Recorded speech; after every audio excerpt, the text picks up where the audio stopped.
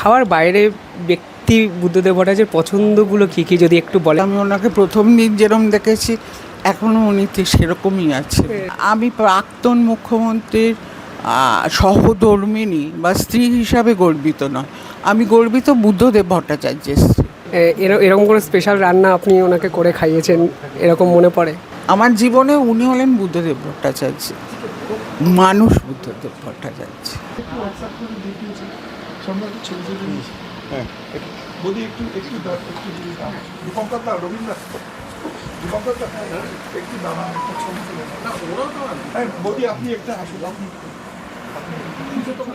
ইলিশ মাছের গল্প, উনি কি সত্যি ইলিশ মাছ খেতে ভালোবাসেন? ওরে বাবা, হ্যাঁ, ইলিশ মাছ একবার আমাদের কাউন্সিল মিটিং হচ্ছে মহিষাদলে, তো বরেন গিয়ে বললেন আমি যাব না। তখন আমি বরেনকে বললাম যে দেখো বুদ্ধদা ইলিশ মাছের কথা বলো তাজা। তখন আমি বলতে পারবো তুমি যাও। আমি গিয়ে বললাম যে ইলিশ মাছ হবে, তখন বললো শুধু খাওয়ালে হবে না, একটা দিয়ে দেবে কিনা। তারপর আমি বললাম একবারে জ্যান্ত ওখান থেকে দিয়ে টাটকা ইলিশ দিয়ে দেওয়া হবে। তারপর উনি রাজি হলেন, গেলেন, বক্তৃতা করলেন, ইলিশ মাছ দিয়ে বাড়ি চলে এলেন। ম্যাডাম এরকম আর কি কি খেতে ভালোবাসতেন ইলিশ মাছের মতো, বা ইলিশ মাছের প্রতি আর কি কি খাবারের প্রতি? মাছটা তো বরাবরই ওনার মাছটা খুব প্রিয়, রুই মাছ বাদে। আচ্ছা, আর এরকম কোনো ফরমাইশ হতো এই মাছ আজকে লাগবে, ওই মাছ লাগবে না, এইরকম এটা কিছু গল্প বলুন। মৌরলা মাছের গল্প বললো। কি গল্প? আচ্ছা, ও আজকে সকালে মৌরলা মাছ ভাজা খেতে চেয়েছেন, কিন্তু ভাগ্য ভালো যে এখানে পাওয়া গেছে। মৌরলাটা আমাদের বাজারে পাওয়া খুব মুশকিল হয়। আর ম্যাডাম এতদিন এরকম কোনো স্পেশাল রান্না আপনি ওনাকে করে খাইয়েছেন এরকম মনে পড়ে? হ্যাঁ, এরকম বেশি ইলিশ মাছ, ইলিশ মাছটাই বেশি। খাওয়ার বাইরে ব্যক্তি বুদ্ধদেব ভট্টাচার্যের পছন্দগুলো কী কী যদি একটু বলেন, যেগুলো আমরা জানি না, আমাদের কাছে একটা অন্যরকম গল্প যদি একটু শুনতে ইচ্ছা করছে ভীষণ আপনার থেকে। ব্যক্তি ব্যক্তি বুদ্ধদেব ভট্টাচার্যের পছন্দের মধ্যে আছে বই, বিভিন্ন বই। এই ঘরে আপনারা তো একটুখানি দেখলেন, ভীষণ মানে বই, গান শোনা, রবীন্দ্রসঙ্গীতের বাইরে নয়। এরকম কোনো পছন্দের বই আপনি দিয়েছেন কোনো দিন, এবং আপনারও পছন্দের সেটা বই এরকম কোনো দিন হয়েছে ম্যাডাম? হ্যাঁ, আমি দিয়েছিলাম ওনাকে। তখন ওনার খুব একটু শঙ্করদা বেঁচেছিলেন, শঙ্কর গুপ্ত। ওনার তখন প্রথম যিনি ওই নোবেল পুরস্কার পেলেন, 100 Years of Solitudes। এটা পাওয়া যাচ্ছিল না, যদি পাওয়া যাচ্ছে মানে যেটা পাওয়া যাচ্ছিল সেটা ওই এডিশন, কিন্তু সেটা ভীষণ দাম, কেনার ক্ষমতা ছিল না। তারপরে যখন এখানে এই এডিশন বেরোলো, ইন্ডিয়ান এডিশন, তখন ওই বইটা নিয়ে আমি ওনাকে। আর রবীন্দ্রনাথের কোনো বই? উনি তো খুব ভালো আবৃত্তিও করতেন, এরকম আবৃত্তি করে। রবীন্দ্রনাথ, সুকান্ত কাকা, জীবনানন্দ, সব কিছুই ওনার প্রিয়। সুকান্ত ভট্টাচার্যের একটা বংশধর, অথচ রবীন্দ্রনাথ প্রেম। সুকান্ত ভট্টাচার্যকে নিয়ে পার্টিকুলারলি কোনোদিন কোনো আলোচনা আপনারা করেছেন, মানে কাকাকে দেখেছেন বুদ্ধবাবু? না, ওনার মনে নেই, উনি তখন ছোট। উনি যখন ওনাদের বাড়িতেই শেষটা ছিলেন। মানে অনেকেই প্রশ্নটা করেন, রাজনীতির চরিত্র তো আলাদা, ছেড়ে দিন, ওটা তো একটা বরেণ্য একটা চরিত্র, তার বাইরে, রাজনীতির বাইরে বুদ্ধবাবুকে যদি আপনি ব্যাখ্যা করেন এতগুলো দিন পরে এসে কীভাবে ব্যাখ্যা করেন ম্যাডাম? এতদিন পরে এসে একটাই আমার ব্যাখ্যা, আমি ওনাকে প্রথম দিন যেরকম দেখেছি এখনও উনি ঠিক সেরকমই আছে। এটা মানে এটা একদম মন থেকে, এটা ট্রু।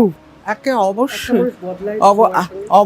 অবশ্যই আপনি আমাকে দেখে বুঝতে পারছেন।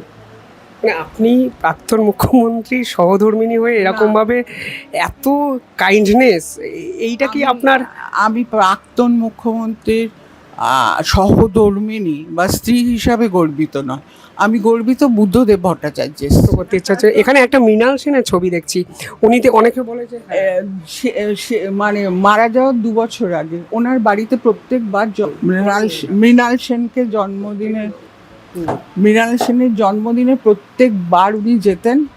এইটা হলো শেষ, মানে মারা যাওয়ার 2 বছর আগে। তারপর তো উনি একটু অসুস্থ হয়ে পড়ে। ওনার নন্দনের প্রতি একটা আলাদা ভালোবাসা ছিল। আপনারা একসঙ্গে কোনো সিনেমা নিয়ে চর্চা বা সিনেমা দেখেছেন এমনি? তৈরি করেছেন উনি নন্দনটা, তা ওনার মাথার থেকে এসেছে নন্দনটা। নন্দন তো মানে ওনার মাথার থেকে কিভাবে জলাশয়টাকে রেখে ওইটা হবে, তৈরি হবে, সুতরাং ও তার প্রতি তো থাকবেই ওনার। কি মিস করেন ম্যাডাম? মিস করি উনি এখন যে লেখা লিখতে পাচ্ছেন না, বই পড়তে পাচ্ছেন না, যেটা ওনার মানে সব সময়ের ব্যাপার। মানে এগুলোকে ছাড়া উনি বাঁচার একটা মানে ভয়ঙ্কর।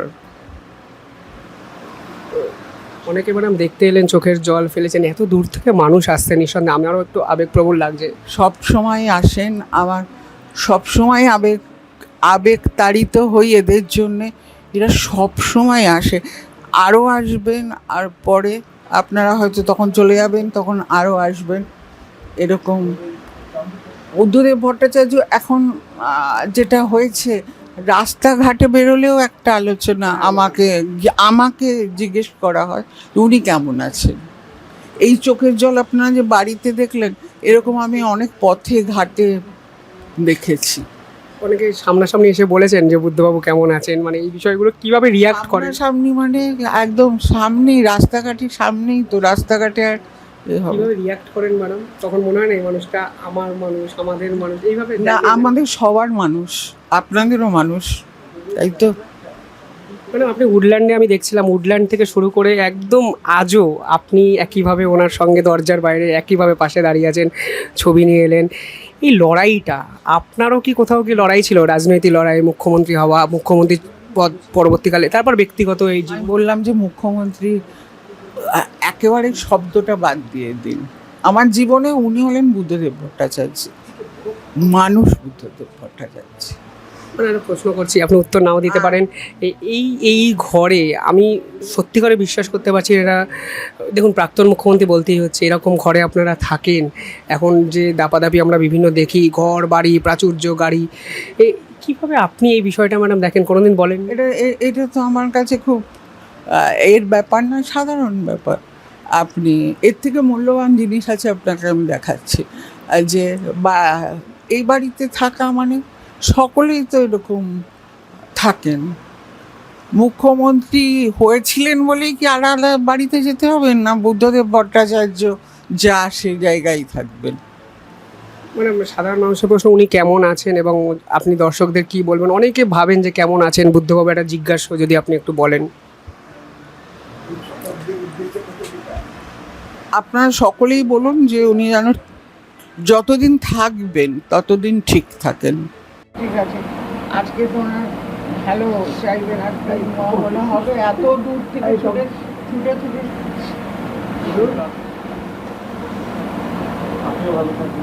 খুব ভালো থাকবেন।